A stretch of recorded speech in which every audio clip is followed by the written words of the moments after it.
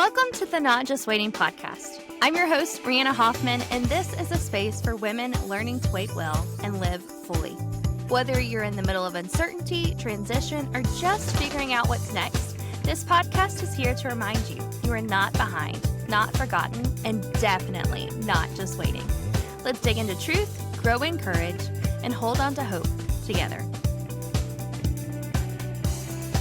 Welcome back to the Not Just Waiting podcast. If you listened to part 1 of my conversation with Megan Draper, you know we went there. We talked about becoming, about the stories we carry, and the power of the gospel to shape not just where we've been, but who we're becoming. And today we're continuing that conversation because it's one thing to talk about becoming. It's another thing to actually live it out. How do we stay rooted in truth when our stories feel messy or unfinished? How do we walk in our calling without striving or losing ourselves along the way? Megan shares so much wisdom here, not just from what she's built, but from the way she's walked with Jesus through it. So wherever you find yourself today, in the middle of your story, in the tension of becoming, I think this conversation is going to meet you there. Let's jump back in. And I think we do make it 100% about us. And when we make it about us, we miss the point. And then we can't convey to other people this goodness and the glory because we have made it so far much about us that we've missed the point and don't know what we know what we're talking about. It's the whole quoting word of a virgin. And then you have to explain what that is and why it's important. And when you don't have any context, it doesn't really matter. And then you have him your 8-year-old can tell you that. They don't know what that means. I mean, me as a 22-something-year-old was like, okay, but why is this important? Because nobody ever told me that. And you dying on a cross for our sins and defeating death and being resurrected. When you hear that your whole life, you're like, duh, resurrection's a thing. To them, it wasn't. Or you talking about Moses and Joshua. Right. We know the sea's going to part. We know that the sea is going to part. They didn't. And a lot of times in our lives, when we're in the becoming season, especially you talking about wanting a child. There's a season that I'm kind of in with that. And I had a conversation with another girl about it this morning. We're in different seasons, and so it's kind of fresh. But we see in your life and in other people's lives that the Lord has provided. We also see in the Bible that the Lord kept people so that he could prove his glory. And you're like, I want to be both. Can I be both? Can you give me can you deliver me now? Yes. And can you give me the miraculous that these people get, like Hannah, the story of Hannah in 1 Samuel? She's barren, and then the Lord gives her her son, and then she has to give him back. It's not like she gets to raise him. She literally has to give him back. And you're like, Lord, I want my child to be like Samuel, but I don't want to give him back. This is where I want that story to change. Yes. Both. But I don't want to go through the hard to get there.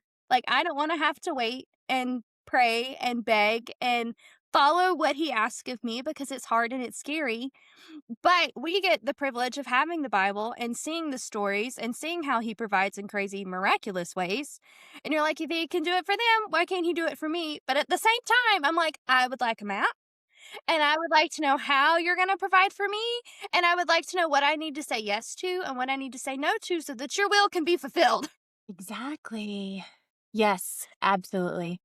And the yes, right? One of the quotes that I love in the John Mark Comer, The Ruthless Elimination of Hurry, he talks about sometimes you have to say no to yeses in order to get the best yes. Good. You have to say no to good yeses to get the best yes. And I'm like, it's all of those things of how do we get his best yes? And that's our desire, not when our heart is pure, not for our own fulfillment, right? But again, the opportunity to say, to point back to him and to do that. And it's hard in every season. And the waiting, the waiting just makes it where I feel like when we really are in a waiting season, right? And I think we all we think about our faith, we all are in a waiting season at some level. Mhm. But when we're waiting for an answer or waiting for something immediate that we think shouldn't be the hope of heaven wait, but the hope of what's happening in our hands.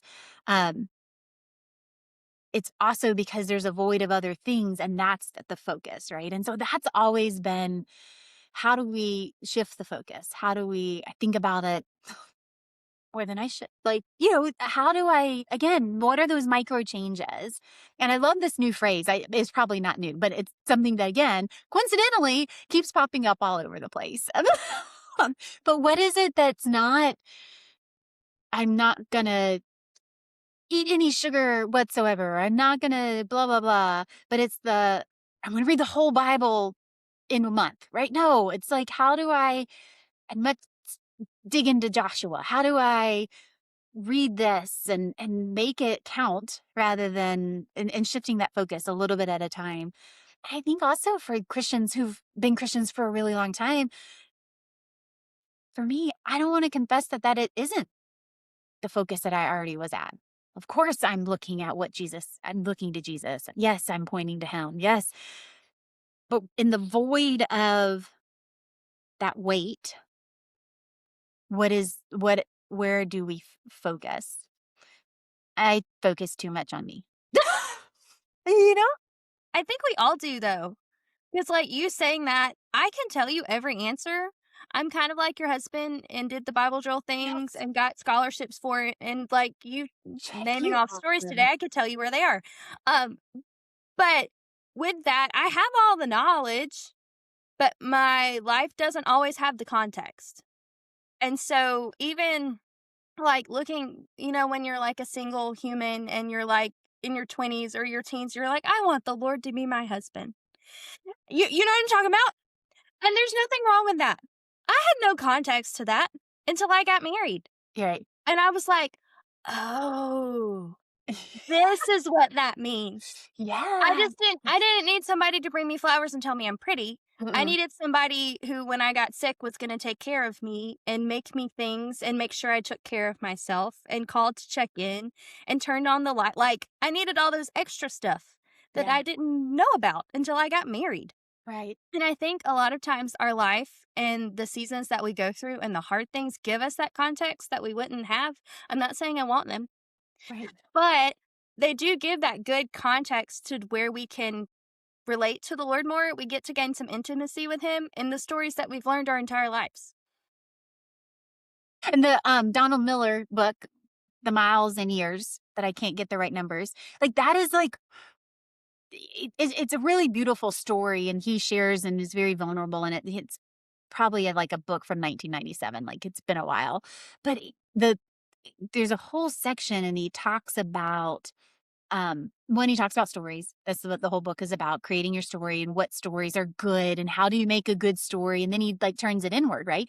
But then he talks about um he's creating a movie from a book that he had written before, is the whole kind of premise of this book that he's writing. And so they're taking different parts. And so there's a producer and a director and all these he's working with. And so he's like, okay, at this point, we're going to do this great thing. He's like, no, you haven't gone through the hard thing yet. He's like, "What are you talking about?" He's like, "Well, in every good story, there is a hard thing that the character has to overcome." And I was like, "Oh, come on." Right? But it's true. Again, and in that season apart is where you learn and you grow and you implement all of the things that you've learned and that you can point back to. And that's the season where it's forming. It really truly is forming what is going to come next and how.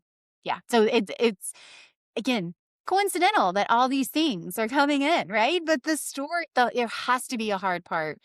And I never want to admit that part. Hey, friend, before we continue, I want to share something that I created for those of you who are in a waiting season right now. If you're waiting on clarity, direction, healing, or a next step, and you're tired of feeling like this season is just something to get through, I made a companion resource called the Guide to Becoming. It's a scripture based reflection guide designed to help you stay rooted, honest, and present while you wait. not to rush forward, but to help you notice who God is forming you to be right here. You can download the Guide to Becoming right now. Just check the link in our show notes.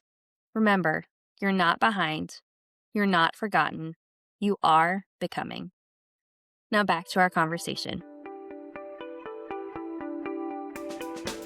Okay, so we have a question that we ask everybody that we're talking to on the podcast because it's called the Not Just Waiting podcast. And because we've been talking about waiting and how it's hard and you have to go through it to become, which again is hard, and nobody wants to do that. Right. We're all in a waiting season. And we joke at our house that everybody's in a waiting season, even if they're waiting just on Jesus. You know, like those older friends that have like lived their life and they're like, I'm just waiting for Jesus to come back, and you laugh at them. They're not laughing. They're like being for real. Yeah. And we honestly should probably live like that, but I don't have that context yet.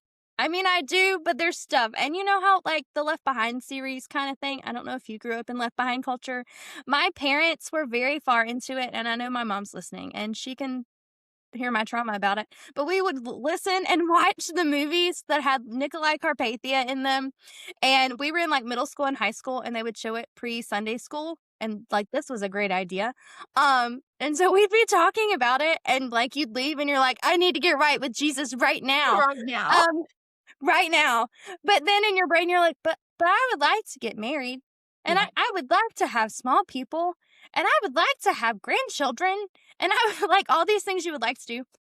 Well, we're not quite to the old people level of I'm just waiting on Jesus yet, but we're all waiting on something. And we talk about how we have passive waiting and active waiting, and there's a time for both. So the passive waiting is me sitting on a couch eating peanut butter cookies and watching Netflix because I don't know how to be still either. I don't know how to rest, and I'm a very busy human. And then we have active waiting that's listening to the Lord and doing what He tells us to do. We should be doing a lot more active waiting than passive waiting. Both have their own things, and we need to be doing both, but in different ways. So, in this season, how are you waiting well? Well, I think anybody who's listening would probably be like, is she really waiting well? Because I've told you a whole lot about where I am in my season. Um, I think it goes back to redefining success. And that's the only which is like my cheat way to say I'm passively inactive waiting, right? Because I think if I get to a point, creating margin, right? Walking Rocky. Like that's a very tangible. I'm trying to figure out what that looks like to kind of stop and allow myself to think. And again, I kind of alluded, I think I said this, like I didn't know how I wasn't doing the journaling right. It terrified me. And then somebody said, well, just sit. And I was like, well, that's not right. Like that's not what journaling is about. People talk about filling journals and like Annie F. Downs, right? She talks about someone has to burn the journals. And I'm like, that's not just sitting, right? Like, Mhm. and so I tried it. I tried this year. I tried just sitting, and it was hard. But I didn't, again, the micro change. Like I just sat for a little bit. And then that's when I was like, oh, we just talked about Joshua. And so I was like, let me look that up. Right. And so it just kind of fell into that opportunity to learn and grow. And then I cheated and went from passive to active within that, right? See that sitting, right? Because I then got to learn, and then I started learning about where they were and what this meant and who Joshua was. And I was like, oh, okay, right. And so I think that's the I would have it's a both and for me, right? To be able to do that. But I think truly the highest level, if I'm saying it, is that desire to every day redefine success. And so we're working through John at our church, and just on Sunday we talked about success, right? And he Uh-huh. talked about like there's a moment where you're like, oh, just let me get married. And then you get married and you're like, oh, right? There's always something else. And when we allow that in society to define that success, we're always going to have this longing for earthly things, no matter what that is. And I think that's where I get like really freaked out because that longing is slipping in without me noticing. Mhm. And so being able to actively try to redefine success, which I think it was before we started hit record, right? This idea of 2026, I've been looking at, well, what does it look to be a servant, to serve others, um, to be open-handed, and a lot of that for me has been, I have I have control issues on my time because everything is, right, succinct and scheduled, and how do Mhm. we do that? I joke our home, I love having people over, but then I'm like, "But take your shoes off." Or wait, don't sit on that couch. Or right. And so I had a whole long talk with Jesus about like, this isn't my home anyways, right? Like there I could tell you the story of how have been able to be here, but right, how do I just simply say, come as you are, Mhm. right? I want people to feel loved and feel seen, to feel known, to feel appreciated because how many days do we not feel that way? And how do we really act into that? And so I think the 2026 has been a season specifically of how can I be open-handed? How can I serve others? And when you ask ways to serve others, God opens those doors and opens your eyes. And somebody once told me too, right? The opportunity to slow down isn't necessarily about time, but the noticing. Mhm. And what are we missing? That terrifies me. What am I missing because I'm moving too fast? Or I even think about, right, like the looking down at the cell phone. Um, just I dropped off our kids a couple of weeks ago and there was a rainbow in the sky. And so I drop them off and I turn and I hear one of the teachers, because it's like a little back gate area that we drop them off at. And one of the teachers said, "Oh, look, that's beautiful." And I turned and I saw I could only see the right side of the rainbow. And I was like, man, like I would have missed that had I not looked up or heard somebody say this. And so I got to the end of the pathway where there was more of a clearing and I could see the full rainbow, both sides of it. I was like, man, what am I missing that is his promise every day because my mind's on the next thing. My head is down. I'm in the phone, whatever that could be. And to finish off that story, by the time I got home, because of course I was going to come in and make my husband come out and look at the rainbow, we turned to see the rainbow and it had gone behind storm clouds and you could barely see it. And I thought, like, what it's fleeting. These things that God puts into our lives come and go so quickly. And if we aren't waiting well, if we aren't asking for our focus to be shifted, because it's not things we can do, truly. If it's all about I would be in so much trouble if it was about my might and my power and my ability. Um, but to be able to just say, like, okay, what does this look like? What does this look like today? To see the rainbow at the moment that it happened. And, so that was a very impactful. Now the other thing that God put on my heart with that was that the rainbow was actually still there. So he is constant. Like, it was behind the storm clouds at that moment, right? I know they go away. I get, like, all the weather stuff, but at that moment when I was trying to find it, it was so pale and behind the storm clouds, but he was there and it was faithful and, like, you could still see it. But it's a get to, right, Mhm. aspect. I got to see it in its full glory because he lifted my eyes up at that moment or had somebody say it at the right time. So it is I think it's just and it looks different for everybody, right? The waiting well, Mhm. what gives people peace or focus is all different for everybody. That was a great story. I loved that. Thank you. Is there anything else you want to share with our listeners today? You know what? I think the reality of stories has continues to stick out. And I just recently somebody said everybody has a story. Everybody has a story that they want you to know, but then they also have a story that they may not want you to know the whole part of. And it isn't, I don't think it's our responsibility to pull the story out of everybody, but it is a privilege to get to be a part of other people's stories. in seasons where God allows that to happen.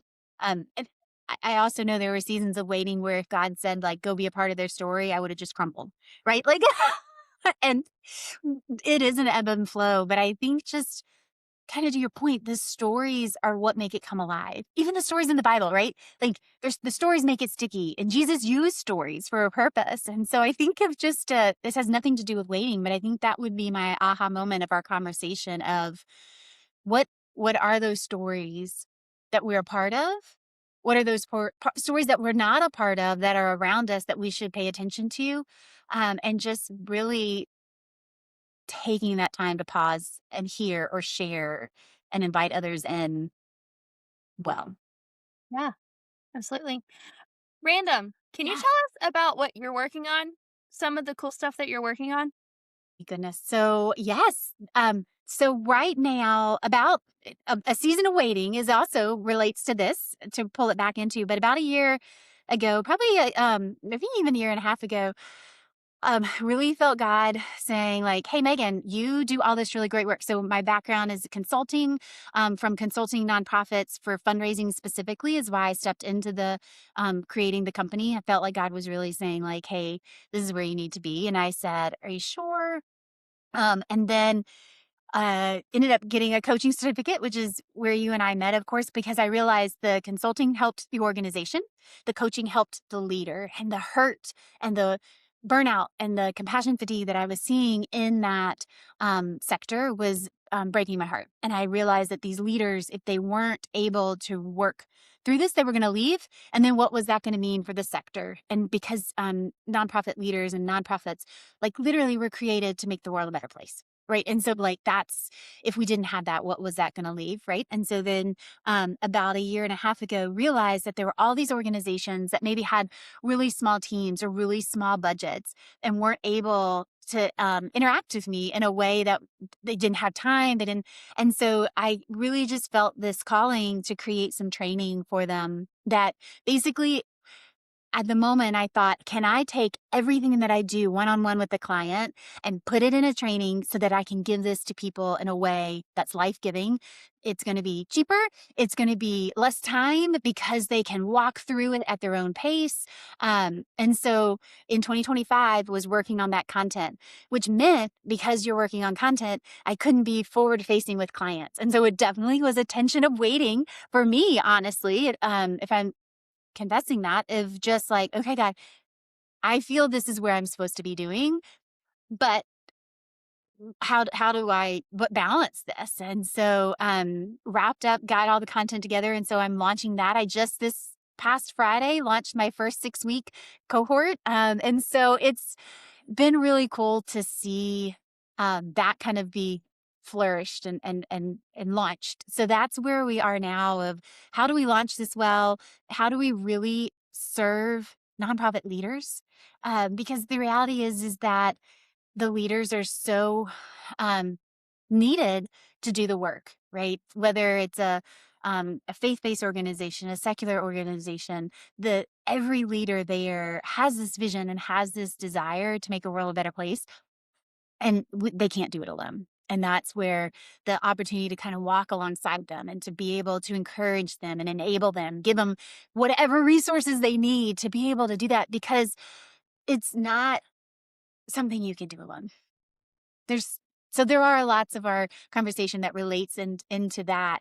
But yeah, it's been really exciting and the coincidences of God opening up doors, right? So launch this program. He's given me opportunities to speak to nonprofit leaders about compassion fatigue, really speak in to encourage them, opportunities to do things like a podcast that I've never done before. So it's just really cool to like say, like, okay, Jesus, like I'm here for it. I'll stand in the pluff mud. I will stand and be stinky. Eh, Just allow me to be faithful. And the fruit that comes from that is really sweet to be able to do that.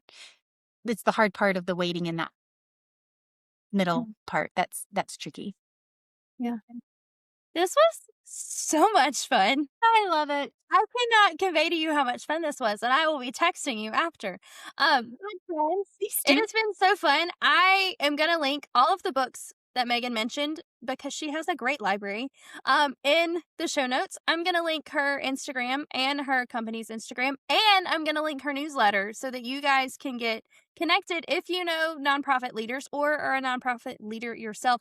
Get plugged in. I know when I worked in a nonprofit, I would have like not killed, but killed for her cohort. I would have been like, please, anything, please help. So if you know a nonprofit leader or somebody that works in a nonprofit, please send them this because it might just change their life.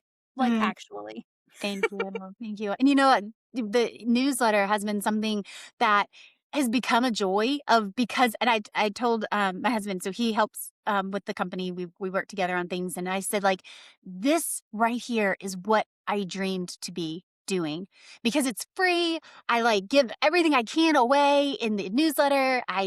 There's an encouragement section, there's a coaching section, and then there's ideally something I'm giving away in there. Some weeks it's a tidbit or wisdom, but sometimes it's a download or things like that. And I was like, this is what I was called to do. And he's like, okay, Megan, you got it. But so, yeah, I thank you for sharing that. I would love for people to join that. Again, because not everybody can do a class or a training or show up. And so I want to show up for people who are showing up for others and pour into them as best as possible. So yes. This is so exciting, and you do a really good job of it. So, friends, this has been fun. I hope you have had as much fun as we have. I genuinely really do. So, it's been a great time, and we will see you guys next week. Bye, friends. Thanks for listening to the Not Just Waiting podcast. I hope today reminded you that even in the in-between, God is working, and you are not alone. If this episode encouraged you, would you share it with a friend? And don't forget to hit follow so you never miss a moment of truth, hope, and real conversation. You can find me on Instagram at rihanna.ivy.hoff and join the community over on Substack for deeper reflections and weekly encouragement. Until next time, take heart, friend. God is in the waiting with you.